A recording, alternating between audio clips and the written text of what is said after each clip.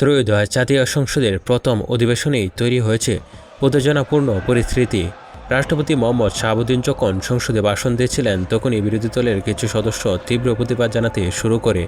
ভাষণের মাঝেই তারা শোরগোল সৃষ্টি করে এবং রাষ্ট্রপতিকে ফ্যাসিবাদের দালাল বলে আখ্যায়িত করেন। এ সময় সংসদ কক্ষে উত্তেজনা দ্রুত ছড়িয়ে পড়ে। পরিস্থিতিতে সামাল দিতে স্পিকার সদস্যদের শান্ত থাকার আহ্বান জানান। তবে বিরোধী দলের সদস্যরা তাদের প্রতিবাদ অব্যাহত রাখেন এবং সংসদ ত্যাগ করেন।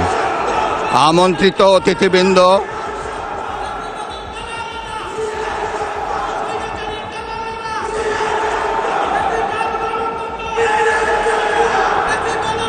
প্রিন্ট এবং ইলেকট্রনিক মিডিয়ার সম্মানিত সাংবাদিকবৃন্দ, আপনাদের সবাইকে জানাই আন্তরিক অভিনন্দন ও শুভেচ্ছা।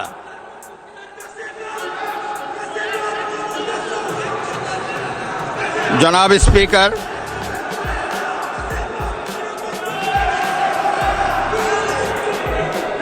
ত্রয়োদশ জাতীয় সংসদের এই উদ্বোধনী অধিবেশনে বাংলাদেশের ইতিহাসের এক ঐতিহাসিক মুহূর্ত।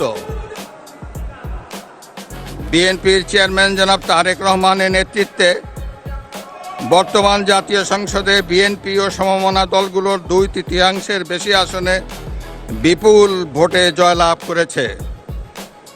জাতীয় সংসদে একটি শক্তিশালী বিরোধী দলের পাশাপাশি কয়েকজন স্বতন্ত্র সদস্যও রয়েছেন। আমি এই সংসদে আপনার মাধ্যমে প্রধানমন্ত্রী তারেক রহমান এবং তার নেতৃত্বে গঠিত নতুন সরকারকে আন্তরিক অভিনন্দন জানাচ্ছি। জাতীয় সংসদের সকল সদস্যের প্রতিও রইল আমার প্রাণ ঢালা শুভেচ্ছা ও অভিনন্দন।